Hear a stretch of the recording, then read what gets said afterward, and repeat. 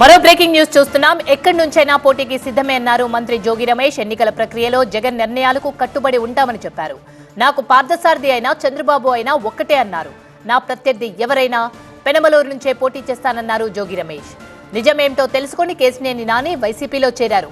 Vijayawada MP స్థానాన్ని YCP గెలవబోతుందని అన్నారు జోగి రమేష్.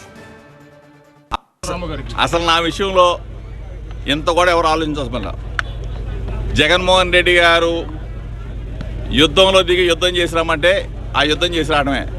ఎక్కడ ఎవరిని పెట్టినా గెలిపించవలసిన నా బాధ్యత నాది. ఎక్కడ ఎవరన్నా సహకరించవలసిన బాధ్యత మనసు నాది.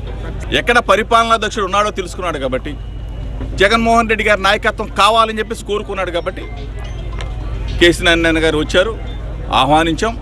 ఆయన మా తరపున విజయవాడ పార్లమెంట్ అభ్యర్థిగా కంటెస్ట్ చేయబోతా ఉన్నాడు, విజయవాడ పార్లమెంట్ అభ్యర్థిగా గెలవబోతా ఉన్నాడు అని చెప్పేసి మీ అందరూ కూడా చెప్పారు.